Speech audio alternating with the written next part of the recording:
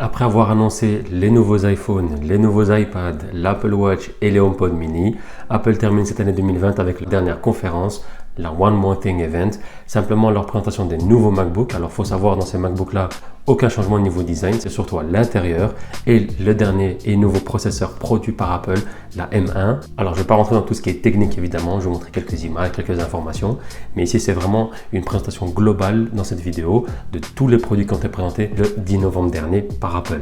Donc installez-vous confortablement, on va commencer cette vidéo, c'est parti.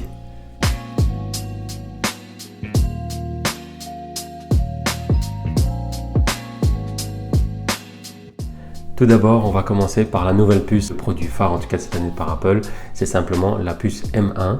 Alors cette puce c'est quoi? C'est le processeur même de tout ce qui est téléphone, tout ce qui est Mac, tout ce qui est iPad. La nouveauté c'est que c'est produit par Apple. Avant c'était produit par Intel, Dixit Intel, cette fois-ci on est du côté d'Apple, ça reste interne. Et donc voilà, Apple permet d'avoir le contrôle sur tout ce qu'ils produisent. Voilà, tout ce qui est CPU, GPU, tout ça est amélioré x8, x6, enfin voilà. Je vous passe encore une fois les détails. En gros c'est hyper performant, ça permettra en tout cas à tous les produits d'Apple d'être beaucoup plus rapide, beaucoup plus performant comme je disais, surtout dans les Mac, dans les gros programmes ou les gros jeux. Ça permet également en plus de rallonger l'utilisation de la batterie. C'est-à-dire que là, on parle de plus de 10 heures d'autonomie en plus gagnée. C'est pas rien.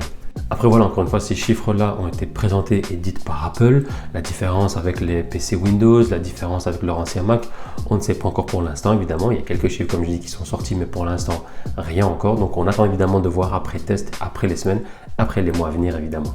Apple par la suite a présenté les nouveaux MacBook Air et première chose, j'étais étonné de voir ce changement là puisque il y a encore 6-7 mois même pas, les MacBooks ont été remis à jour simplement, donc étonné déjà premièrement et puis deuxièmement étonnamment surpris parce que au niveau des performances et de la qualité du modèle, du produit, ça a l'air vraiment ouf. Écran Retina, beaucoup plus rapide, performance incroyable, que ce soit avec les jeux ou les gros programmes Final Cut, Logic, une bien meilleure batterie, on parle de 15 heures en tout ce qui est navigation, donc utilisation classique, entre 18 et 20 heures en plus pour tout ce qui est par exemple vidéo, etc. Donc franchement, ça a l'air vraiment impressionnant. Puis grâce à la puce justement M1, apparemment le MacBook Air de cette année, donc le nouveau, serait plus performant que le MacBook Pro 16 pouces de 2019. C'est juste énorme. Et pour tout ça, il faudra simplement débourser la somme de 1129 €. Et vous pouvez d'ores et déjà l'acheter évidemment. Si vous voulez l'acheter, je mettrai évidemment le lien en description. Ensuite, Apple a montré leur nouveau MacBook Pro 13 pouces. Comme j'expliquais pour le MacBook Air, aucun changement de niveau design, c'est surtout à l'intérieur, la nouvelle puce. Alors tout ce qu'on a rajouté, à part la puce, c'est simplement la Touch Bar, Touch ID sur le côté, meilleure performance, toujours l'écran Retina, malheureusement toujours même webcam 720p et un système de refroidissement qui a été forcément amélioré. Le stockage, on peut aller jusqu'à 2 Tera et puis en RAM, en rapidité, on peut aller jusqu'à 16 Go. C'est quand même énorme, une bonne petite bête. Et pour la modique somme de 1449 €.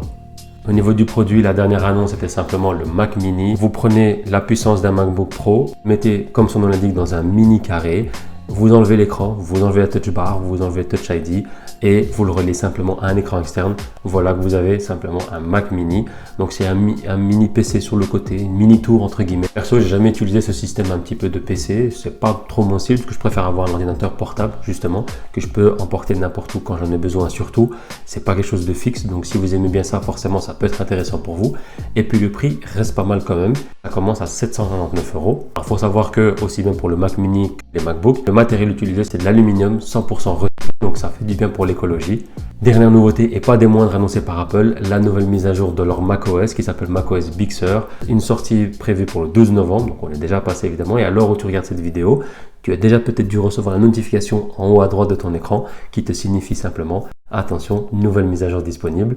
Alors malheureusement, pour faute d'avoir un MacBook Pro ou un MacBook, malheureusement je ne sais pas vous dire ce qu'il en est de cette mise à jour, les différences qu'il y a. Mais si toi qui regardes cette vidéo, tu as un MacBook et que tu as fait d'ailleurs cette mise à jour, n'hésite pas à me dire quoi en description ou même utilise les liens des réseaux sociaux que tu trouveras en description pour me dire un petit peu ce que tu en penses et les nouveautés que tu as pu voir. À côté de ça, évidemment, toutes ces performances, toutes ces qualités, toute cette annonce, forcément, ça fait du bien, c'est beau, mais il y a quand même quelques points négatifs que moi j'ai relevés en tout cas. Première chose, et comme j'expliquais au début de la vidéo, la qualité de la webcam 720p, c'est pas top. Encore une fois, surtout maintenant à l'heure actuelle où on vit avec le télétravail, avec les vidéoconférences, c'est bizarre qu'Apple n'ait pas un petit peu modifié ou amélioré la webcam, la qualité surtout.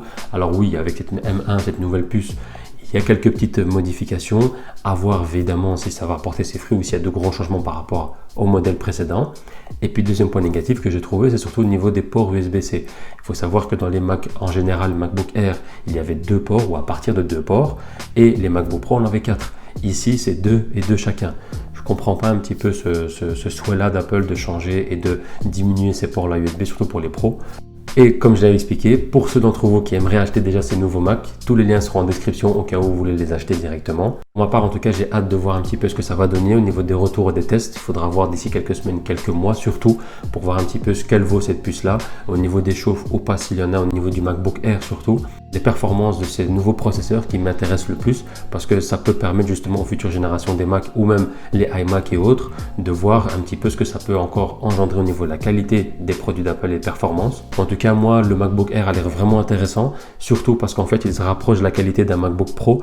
Et alors, pourquoi investir autant dans un MacBook Pro si on peut avoir quasiment la même chose, des qualités en tout cas d'un MacBook Air? Tout dépend encore une fois de l'utilisation, mais ils ont l'air vraiment intéressants. J'espère en tout cas avoir été concis et clair dans cette vidéo pour tout ce qui est annonce de la dernière conférence d'Apple pour cette année 2020. Si tu as encore des questions, n'hésite pas que ce soit en commentaire ou surtout via les différents réseaux sociaux. Je me ferai vraiment un plaisir de t'y répondre. De lâcher un gros pouce bleu dans la barre des pouces bleus et de partager un maximum cette vidéo. Sur ce, nous on se retrouve sur une prochaine vidéo. Prenez soin de vous. Ciao.